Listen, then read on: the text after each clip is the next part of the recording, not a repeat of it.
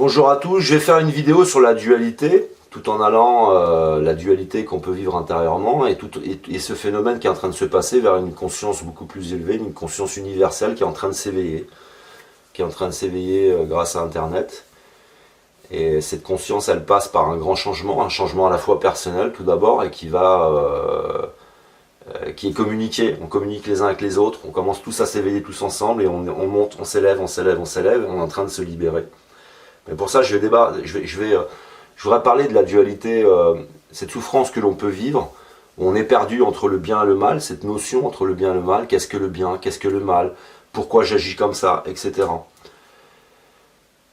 Parce que j'ai vécu ça, et je peux l'offrir aujourd'hui en tant que vécu, comment j'ai vécu ce changement, un processus qui s'est fait comme ça, avec le temps, avec l'apprentissage, avec les connaissances, avec la méditation, et avec aussi la spiritualité. Et apporter à un moment donné un équilibre, se sentir dans un équilibre presque absolu. Pour parler de cette dualité qu'on a à l'intérieur de nous, on est capable souvent d'avoir des mauvaises pensées, des mauvaises réactions. Pourquoi je suis comme ça? Pourquoi il y a cette instabilité? Pour vous parler de tout ça et pour schématiser les choses, je vais prendre un outil. Je vais prendre un triangle. Ce triangle est noir, il est orienté vers le bas. C'est-à-dire qu'il est orienté vers le côté animal des choses, vers le terrestre, vers le côté matériel, le côté instinctif, le côté bestial, le côté vraiment de l'instinct, on est vraiment dans l'instinct. Et cette capacité, cette proportion à faire le mal. Comme deuxième outil, je vais prendre le même triangle mais blanc et orienté vers le haut. C'est le côté où on quitte le corps, on quitte le côté animal, on va vers le ciel, on va vers la spiritualité, on va vers ce qui est saint, on va vers la délivrance, on va vers l'élévation.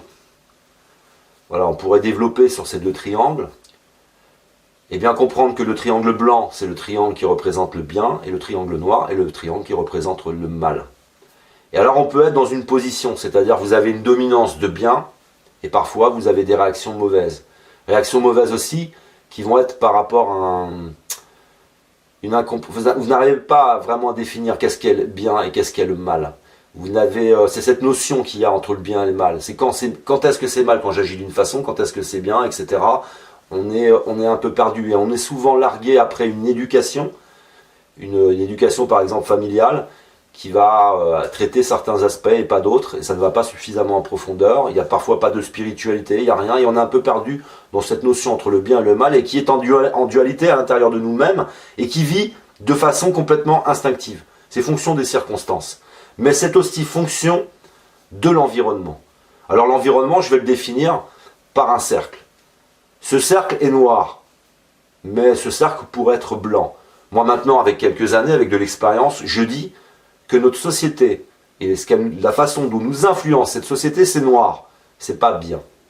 Il suffit de voir tous nos problèmes économiques, nos problèmes politiques. Il suffit de voir d'où viennent nos problèmes économiques et depuis combien de temps. Il suffit de voir les personnes qui sont aujourd'hui au pouvoir. Il suffit de voir les problèmes avec la religion. Il suffit de voir les problèmes. Et tout ça va nous influencer. Alors nous allons, d'après cette influence de cette société, être soit blanc, c'est une dominance de blanc, ou alors une dominance de noir. Pour parler du pervers narcissique, puisque j'en parle souvent, ce monde, qui est un environnement noir, est à l'image du pervers narcissique. Ce monde est fait pour lui. Ce monde lui permet d'échapper à ses responsabilités, d'échapper à tout un tas de choses. Donc si vous prenez l'affaire du Grand Bornand par exemple, vous voyez la femme qui était à l'issue de ces meurtres, elle est en liberté parce qu'elle a fait un enfant avec un copain du conjoint, etc. Elle a réussi à se débrouiller. Le pervers échappe tout le temps à la justice. Le pervers utilise le blanc qu'il ne possède pas. Ce blanc qui est perverti, ce blanc qui est l'inversion, il va utiliser ce blanc pour vous manipuler. Donc en fait ce schéma, si je fais un schéma, c'est que je me suis dit par rapport à mon expérience et par rapport à ce que j'ai ressenti, comment je pourrais partager avec vous les choses, comment j'ai vécu ce changement, pourquoi et qu'est-ce qui peut influencer un changement pour aller, sachant que le but, je vais parler du but. Pour avoir un but, si vous voulez vous donner un but dans ces changements et dans cette élévation, puisque nous devons être dans un apprentissage perpétuel, Nous ne devons pas laisser l'extérieur nous influencer. Nous devons aller chercher à l'extérieur les informations nous-mêmes, les remettre en question et continuer à nous élever. Et en nous élevant, en apprenant des choses, alors à ce moment-là, on commence à se délivrer. On comprend ce qu'il y a de l'influence sur nous et nous pouvons devenir des acteurs et non plus des victimes qui subissent.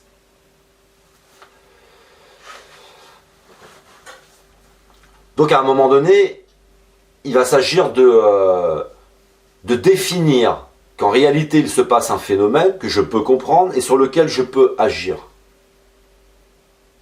Vous êtes là, un coup vous êtes blanc, c'est le blanc qui domine, un coup c'est le noir. Alors qu'en réalité c'est souvent votre environnement.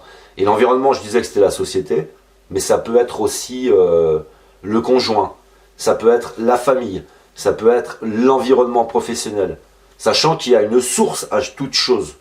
La source de nos problèmes est un problème avant tout spirituel et un problème scientifique. Les sciences, les connaissances, tant que nous dirons que la psychologie est pour les fous, alors nous-mêmes nous resterons en quelque sorte des fous pour ne jamais guérir, ne jamais nous délivrer de tout ce qui peut nous faire souffrir d'un point de vue psychologique ou sociologique et d'un point de vue spirituel. Puisque la spiritualité, c'est l'étape au-dessus. C'est être tourné vers les autres. C'est jouir d'une existence à être tourné vers Dieu, donc vers les autres, vers l'amour. Et c'est d'aller, donc, le but, c'est d'aller vers un blanc absolu. Ce qui est ce que je déconseille de vivre aujourd'hui, et je vais vous expliquer pourquoi ça peut vous choquer, puisque pour vivre dans un blanc absolu, il faut être dans un environnement blanc absolu. Et aller vers la conscience universelle, tout le monde va s'éveiller, c'est d'aller vers le blanc absolu, puisque la notion du bien, du mal, tout ça va se redéfinir, va être partagé, et nous allons combattre grâce, par exemple, à tout un tas de scandales dans toutes les dimensions de l'existence, scandales religieux, scandales politiques, scandales économiques, scandales, et qui vont nous éveiller sur la réalité dans laquelle nous sommes, c'est-à-dire que même si nous avons le sentiment de vivre dans le blanc, en réalité nous sommes bien dans le noir, mais nous le vivons comme étant du blanc. Alors quand tu commences à tout mélanger, à la fin tu ne sais plus si tu es bien ou si tu es mauvais. Par exemple, je vais vous donner un exemple, la majorité des acteurs politiques, pas tous, emploient du personnel au noir, ne déclarent pas leurs impôts, ont des comptes à l'étranger. Et perpétuellement à la télé, vous entendez le mal qui stigmatise ceux qui se font attraper ou d'autres catégories de personnes. Et tout se mélange dans notre tête. C'est un bordel, on ne sait plus qui dit la vérité, qui ne le dit plus. Nous ne sommes plus capables d'entendre la sincérité chez les gens, chez l'autre. Quand nous observons l'autre, nous ne savons plus s'il est sincère. Nous sommes dans un mimétisme exceptionnel. Donc il y a énormément de choses qui vont mal. Et il s'agit de se situer soit au milieu de ce mal. Alors c'est pas évident. Et larguer comme ça dans la vie, dans l'instinct. Vous pouvez donc comprendre, essayer de comprendre, méditer, travailler, souffrir. Parce que ça ne vient pas tout seul. Parce que vous êtes habitué à, quand vous avez une souffrance, à pouvoir avec de l'argent tout de suite répondre à cette souffrance sans attendre, sans le moindre effort. On devient feignant. On est largué dans l'existence, les informations, on nous les impose, les informations. Vous êtes là, vous allez à l'école, ça commence déjà, on vous impose de tout un tas de choses. Est-ce que vous vous souvenez quand vous étiez enfant, et quand on vous posait au milieu des jouets, vous choisissiez vos jouets, et vous aviez des préférences. Et bien dès la scolarité, tout s'arrête. On vous impose, on vous impose, on vous impose. On vous lâche dans la vie active, on vous impose le modèle économique, le modèle politique, on vous impose la dégradation de votre travail, on vous impose tout un tas de choses, on vous impose des impôts, on vous impose tout un tas de choses, vous les acceptez, vous rentrez chez vous, vous regardez la télé, on vous impose de penser d'une certaine façon, grâce à la presse qui est complice et qui est payée. On vit dans un monde complètement délirant. Et là on se dit, est-ce que je suis bien, est-ce que je suis mal, des fois je réagis bien, des fois je réagis mal et je ne comprends pas pourquoi. Donc comprendre la société et toute l'organisation, l'influence qu'elle peut avoir sur nous, à partir du moment où tu comprends tout ça, les influences qui sont puissantes, qui vont modifier les aspects du couple, qui vont modifier l'organisation au travail, qui vont modifier tous les aspects, toucher tous les aspects, où on fait vivre dans un monde en crise, alors que je l'explique, l'argent ne fait pas de crise. Et s'il y a une crise, c'est qu'il y a quelque chose dans l'organisation financière qui ne va pas, tu règles le problème de l'organisation financière, tu règles le problème, mais ne le règle pas. Pourquoi? Alors on vit dans un monde complètement stressant, en permanence. Et forcément ça nous affecte. Et puis quand tu es stressé financièrement, tu vas avoir un rapport avec l'argent qui va être particulier. Tu vas avoir un rapport à l'autre qui va être particulier. Ça affecte tous les domaines. Alors tu dois comprendre ça. Qu'est-ce qui m'affecte? Quelle est mon histoire? Accepter de revenir dans le passé, de souffrir des fois. Parce que vous avez eu une enfance difficile, parce que vous avez vécu des choses difficiles. Comprendre comment ça a pu vous influencer, vous affecter, et vous de délivrer de cette influence passée, de votre histoire, de ce que vous vivez actuellement, que ce soit avec un conjoint, etc. Ça fait très peur de changer, parce que ce changement intérieur appelle à un changement extérieur. Et ça peut être phénoménal, le changement extérieur. Alors il faut y aller doucement, il ne faut pas se précipiter, il faut se comprendre. Et il faut s'intéresser donc aux sciences, à la psychologie, à la sociologie. Il faut s'intéresser au soi. Qu'est-ce que c'est l'ego? Être dans l'ego, être égoïste. Qu'est-ce que c'est le narcissisme? Et tout ça, il faut l'apprendre et comprendre les conséquences. Comprendre les conséquences du fait qu'on puisse ne pas avoir confiance en soi. Alors vous aurez un noir dominant souvent, mais vous présenterez le blanc. Alors qu'en réalité, tout tient qu'à une chose, c'est au manque de confiance en soi. Vous réagissez en permanence suivant le manque de confiance en soi. Et c'est de trouver donc un équilibre au milieu de tout ça. Donc nous devons être dans une quête d'un blanc absolu et d'un environnement blanc absolu, ce qui est possible, mais pas avec cette société, pas avec cette organisation, pas avec ce modèle d'organisation. Ayant donc un environnement noir, nous ne sommes pas capables de nous dire les choses, nous ne sommes plus capables de communiquer, nous sommes dans l'individualisme, nous nous isolons de plus en plus, nous ne sommes plus tournés vers les autres. Tout ça change tout un tas de choses. Alors l'aspect noir va prendre le dessus à un moment donné, parce que vous vivez dans la jungle, alors vous avez besoin de cette facette noire, qui de préférence dans ce monde pourrait être une facette blanche dominante, le bien qui domine en vous, et le noir que vous allez utiliser à des moments donnés, mais avec des moments aussi qui sont provoqués par la société ou par votre conjoint. Par exemple, la subtilité du pervers narcissique, il va vous pousser à bout, et à un moment donné, vous allez laisser apparaître cette facette noire, vous allez mal réagir, et il va vous stigmatiser comme étant vous, comme lui, c'est-à-dire d'un noir absolu. C'est-à-dire que le pervers narcissique est absolument noir, et il utilise la facette de ce blanc, il l'utilise uniquement pour vivre dans cette société, pour échapper à ses responsabilités et pour pouvoir nous séduire ou nous manipuler. Ça, c'est pour la partie du pervers narcissique. Et donc, il faut être dans cette quête d'un blanc absolu, et pour pouvoir changer personnellement, entrer tous ensemble dans une conscience universelle et changer ce monde. Alors j'expliquais que par rapport à mon expérience personnelle, je change mon environnement, je change mes conditions. Je les change énormément. Et ça affecte tous les domaines de la vie. Pour prendre un domaine que nous avons tous dans la bouche, puisque nous n'avons que le cul dans la bouche et que le sexe dans la bouche, et que je n'avais que le sexe dans la bouche et que le cul dans la bouche, que j'étais en quelque sorte un obsédé sexuel. Alors quand je dis un obsédé sexuel, j'étais dans la moyenne, quoi. C'est le mec qui parle que de cul, qui est toujours en train de draguer, qui a toujours besoin de sortir, toujours besoin de se rassurer, qui va parler avec son ego et se rassurer grâce à ses conquêtes. Alors si j'ai une conquête, je peux me rassurer, je suis potable, je suis présentable, je suis acceptable, etc. Puis tu vis dans l'instinct comme ça. Puis après tu te dis je fais beaucoup de mal aussi au travers de cet instinct. Tu te poses des questions sur toi, mais qu'est-ce qui m'influence? Qu'est-ce qui me rend comme ça? Et c'est de se délivrer de ça. Et qu'aujourd'hui, je ne suis plus capable d'avoir une relation avec quelqu'un si cette personne, elle est névrosée, si cette personne est dans l'instinct, je ne peux pas avoir la moindre relation. Sauf une relation amicale et limitée. Et cet appel, c'est un appel maintenant à toujours fréquenter des gens beaucoup plus élevés, et s'élever en permanence, et passer des étapes comme ça, parce que, en fait, il y a des échelons. Et nous évoluons. Ce qui fait que des personnes vont arriver sur cette vidéo, ont un certain niveau, d'autres ont un autre niveau. Nous avons tous des niveaux différents. Nous devons nous respecter par rapport à ces niveaux et ne pas nous stigmatiser. Parce que celui qui a un niveau en dessous, il est content de me trouver. Celui qui a mon même niveau, il est content aussi de me trouver parce que ça le rassure peut-être sur ce qu'il pense. Et celui qui a un niveau encore au-dessus, il va se dire c'est intéressant parce que je me rappelle avoir été à ce niveau. Parce que tu n'es pas avec le niveau absolu, tu vas acquérir les choses. Et tu vas changer petit à petit. Donc bien comprendre que nous devons d'abord agir sur nous-mêmes, et pour entrer ensuite dans une conscience universelle où tout le monde va s'élever comme ça, et nous allons passer du modèle noir au modèle blanc, mais par de la violence, puisque c'est une forme d'accouchement d'un nouveau monde. Et changer personnellement, c'est la mort. J'en parlais dans une vidéo où j'ai vécu cette mort psychologique, renaissance, résurrection, résilience.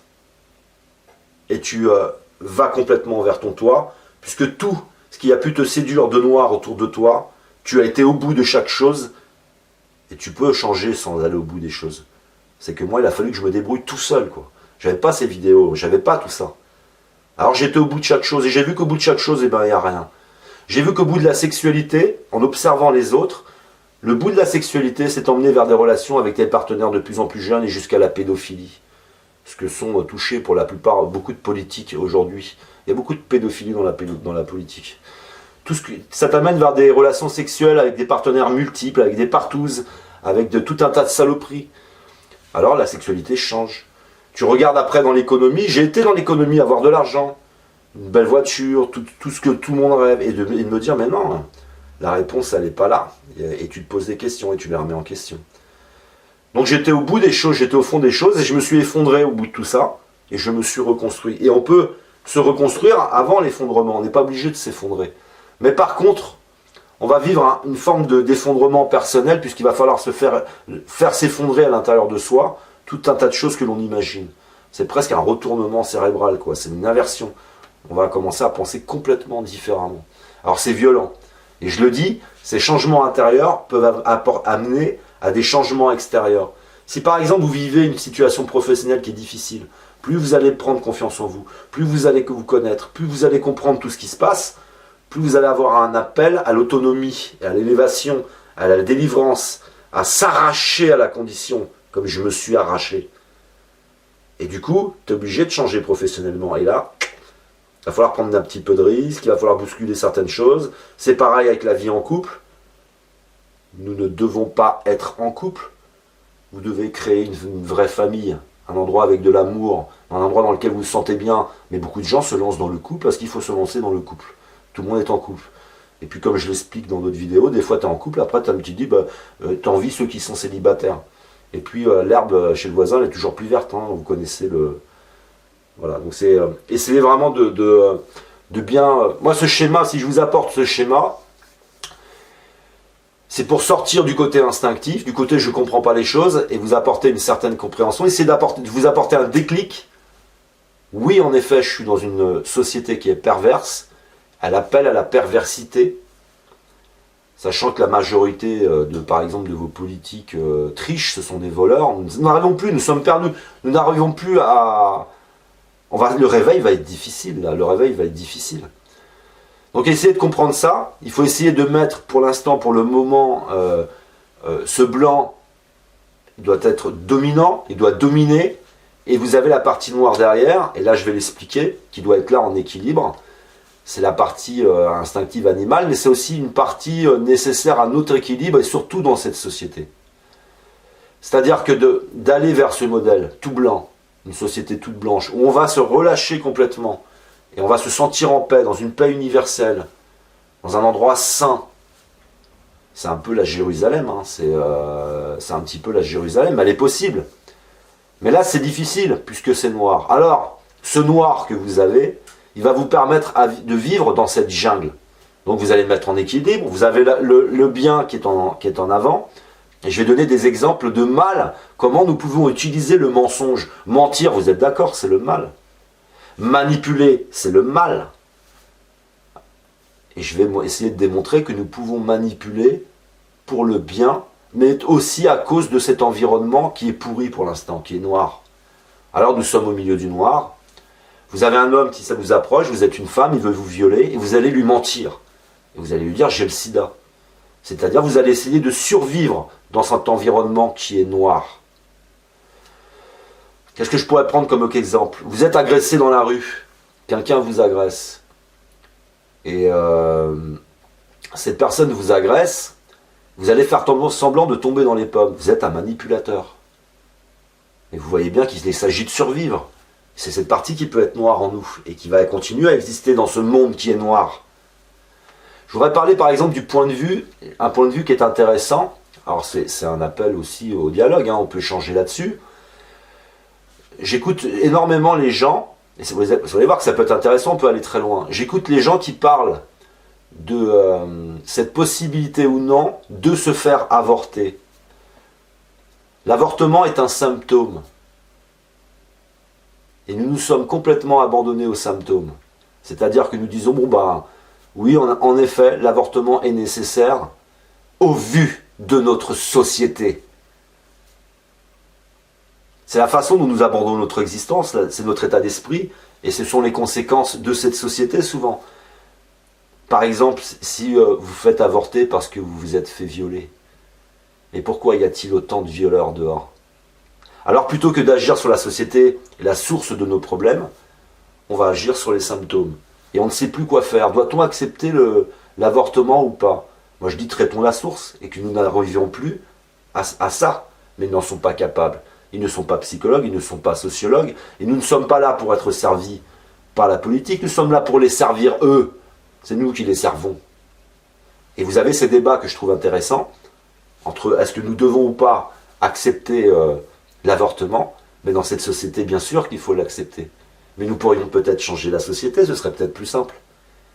Et ça veut dire que ça veut dire toute une formation différente. Ça veut dire un apprentissage au temple qui soit différent, qui va sensibiliser les jeunes filles sur tout un tas de domaines, qui va responsabiliser les gens, les élever, devenir responsables. Donc pour éviter tous les avortements qui sont négatifs, traiter tous les aspects de la société qui sont en souffrance, qui sont en déséquilibre et qui amènent à l'avortement. Mais non, tout le monde focalise une fois de plus sur l'avortement. Et c'est un petit peu comme nous focalisons tous sur les migrants. Mais pourquoi ils arrivent les migrants? Mais parce que nous sommes dans une guerre économique avec les Américains, depuis toujours. Alors nous allons nous en prendre aux migrants. Devons-nous, oui ou non, comme l'avortement, accepter ou non les migrants? Et nous ne parlons pas de la source. Il faut régler le problème de la source. Et vous voyez bien que notre société est systématiquement dans la source, dans les symptômes. Pour tout. On vous parle des musulmans. Les musulmans sont mauvais, alors que non, il y a un bon islam et un mauvais islam. Et le mauvais islam, il est financé par l'Arabie Saoudite essentiellement, le Qatar, etc. Alors pourquoi n'agissons-nous pas à la source? Et tout est comme ça. Alors j'ai envie de dire que dans un monde qui est comme ça, tu es obligé d'avoir une petite facette noire en arrière, prêt à te défendre, honnêtement. Mais parfois, tu vas un peu jouer la comédie. Par exemple, tu as quelqu'un qui veut te séduire. Cette personne, elle est absolument repoussante. Nous sommes dans une société où nous ne sommes plus capables de nous dire les choses. Nous ne sommes donc pas capables de dire les choses et nous ne sommes pas capables de les entendre. Ça se travaille aussi, ça se change. Et tu peux aussi changer ta façon d'aborder les choses. Si tu abordes les choses de la bonne façon, que tu sais que tu es repoussant, tu vas travailler sur tes côtés repoussants, par exemple. On n'a pas besoin de te le dire. Mais nous ne sommes pas dans cette société-là. Nous allons parler que des symptômes. Alors la personne, elle veut te séduire, elle est repoussante. Et tu vas dire à cette personne, t'es repoussante? Moi, je ne le fais pas. Alors vous allez mentir. Vous allez la manipuler. Vous allez dire, oui, non, je suis désolé, je suis pas célibataire en ce moment. Ou non, parce que j'ai quelqu'un en tête. Vous allez trouver tout un tas de trucs et vous allez mentir. Alors, elle est où la notion entre le bien et le mal? Il faut se la définir. Il faudrait l'apprendre. Il faudrait qu'on ait des repères. Puisque je l'expliquais à l'école, on t'apprend les maths, le français, la géographie, on t'apprend tout ça. Alors que la seule chose que tu vas faire au quotidien, c'est la seule, c'est avoir des relations humaines, les uns avec les autres. Et qu'après, tu peux apprendre la géographie, tu peux apprendre tout un tas de choses, même en même temps. Donc voilà, moi j'essaye au travers de cette vidéo de vous partager un changement, c'est-à-dire que chez moi, il y a eu un changement phénoménal qui a changé mes rapports aux autres, qui a permis que je puisse agir sur mon environnement. Quand je souffre d'une situation, je vais souffrir, et je vais m'en libérer à un moment donné, je vais agir. Et je ne vais pas continuer à laisser s'installer quelque chose, ni m'enfoncer. Donc on est dans une société où en fin de compte, j'ai envie de dire, hein, je vous laisse méditer là-dessus, la majorité de vos actes, vous pensez qu'ils viennent de vous, et moi je dis que la majorité de vos actes viennent de la société, qui vous influence à des choix dans la vie complètement. mais vous vous imaginez être libre.